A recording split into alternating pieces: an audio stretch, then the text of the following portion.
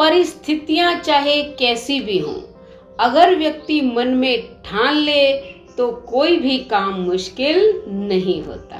राधे राधे। शर्मा जी की कहानी चैनल पर आप सबका हार्दिक हार्दिक स्वागत, अभिनंदन। बेटा, एक बार की बात है, भगवान नारायण और लक्ष्मी जी बैठे हुए थे। नारायण ने लक्ष्मी जी से कहा कि लक्ष्मी, आजकल चारों तरफ लोग भक्ति में लीन हो गए हैं, नारायण नारायण करते रहते हैं।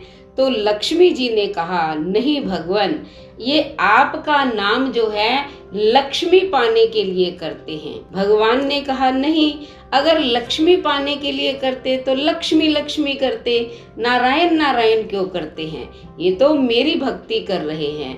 तो लक्ष्मी ने कहा कि अगर आप विश्वास नहीं करते तो हम परीक्षा ले लेते हैं। नारायण ने कहा, ठीक है। अब भगवान नारायण जो है एक संत के वेश में एक नगर में आ जाते हैं और एक सेठ से मिलते हैं और कहते हैं कि मैं जो है कथा कीर्तन करना चाहता हूँ। तो सेठ ने कहा, कोई बात नहीं महाराज, हम सारी व्यवस्था कर देंगे और जितने दिन आप कथा कीर्तन करेंगे उतने दिन मेरे घर में रह लेना। अब वो कथा की पूरी तैयारी करने में लग जाते हैं और भी लोग आ जाते हैं, पूरा मंच तैयार होता है और भगवान जो कथा करनी शुरू कर देते हैं। कुछ लोग एक दिन आते हैं, फिर अगले दिन और ज्यादा भीड़ हो जाती है, तीसरे दिन और ज्यादा हो जाती है। अब लक्ष्मी सोचती है कि चलो चलना चाहिए, देखते हैं क्या हाल चाल है नारायण के। जैसे ही लक्ष्मी उस नगर में प्रवेश करती है, उसने देखा एक औरत अपने घर का दरवाजा बंद करके और ताला लगाकर कथा सुनने के लिए जा रही थी। तो माता लक्ष्मी एक बूढ़ी औरत का रूप धारण करके आती हैं और उस औरत को कहती हैं कि बेटी, थोड़ा पानी पिला दे। उसने कहा कि माता, अभी तो मेरा कथा सुनने का टाइम हो गया है, 3 बजे कथा शुरू हो जाती है, इसलिए मैं वहाँ जा रही हूँ। तब लक्ष्मी माता ने कहा कि बेटी, पिला दे पानी, बाद में चली जाना। तब वो अंदर गई और एक लोटा जो है भरकर लाई पानी का और उन्होंने लक्ष्मी माता को दे दिया। अब लक्ष्मी माता ने पानी पिया और लोटा उसको लौटा दिया। लेकिन वो औरत देखकर हैरान हो गई कि उसने लोटा जब दिया था तब तो स्टील का था, अब सोने का हो गया। अब उस औरत को लालच आ जाता है, तो वो उस बूढ़ी माता से कहती है कि माता, आपको भूख भी लगी होगी, मैं खाना लाती हूँ। उसने कहा, नहीं बेटी, मुझे अभी भूख नहीं लगी है, अब तुम जाओ, अपने प्रवचन सुनने के लिए जाओ। तब वो औरत जो है कथा में चली जाती है, लेकिन उसका ध्यान तो उस चमत्कारी माता में ही रहता है जिसने उसे सोने का लोटा दिया था। अब उसने कथा तो क्या सुननी थी, कथा में उसका ध्यान ही नहीं लग रहा था। वहाँ जितनी भी औरतें बैठी थी उसने वो कथा उन्हें सुना दी कि मैंने ऐसे ऐसे स्टील के लोटे में पानी दिया था और वो सोने का बन गया। तो वहाँ कुछ औरतों का ध्यान भंग हो गया और वो भी उठकर उस माता के पास चली गई, यानी कि लक्ष्मी जी के पास। अगले दिन भगवान ने देखा कि यहाँ तो भीड़ ही कम होती जा रही है, यानी कि लोग आने कम हो गए कथा में। तब उन्होंने पूछा कि ये क्या बात है, आजकल लोग कथा सुनने नहीं आते, बहुत कम दिखाई दे रहे हैं।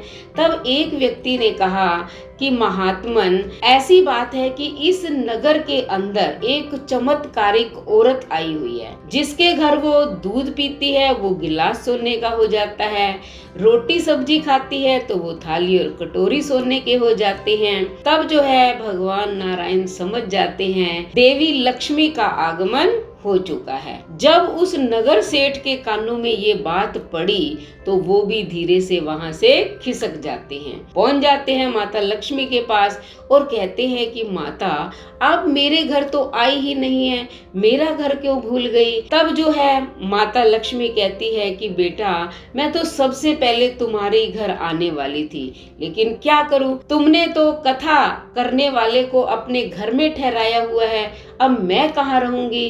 तब नगर सेठ ने कहा, अच्छा ऐसी बात है, तो अभी मैं उनको घर से निकालता हूँ। वो सीधा घर आ गया। जैसे ही नारायण भगवान कथा करके घर आए तब जो है उन्होंने कहा कि महाराज आप फटाफट अपना बिस्तर बांधो और यहाँ से रवाना हो। भगवान नारायण ने कहा अभी तो 2 दिन की कथा बाकी है, इतने दिन मुझे यहाँ रहने दो। उन्होंने यानी कि नगर सेठ ने कहा कि नहीं नहीं, अब यहाँ नहीं रहना है, मैंने धर्मशाला में आपकी व्यवस्था कर दी है, आप सीधे वहां पहुंचो। इतने में लक्ष्मी जी भी वहां आ जाती है। तब लक्ष्मी जी उस सेठ को कहती है आप ऐसे करो, थोड़ी देर बाहर जाओ, मैं इनसे निपटती हूँ। तब वो भगवान नारायण को कहती है प्रभु देख लिया कि आपके ध्यान में कोई नहीं है, सब मेरे ध्यान में है। अब कथा सुनने कोई नहीं आता है, सबको लक्ष्मी चाहिए, सबको सोना चाहिए।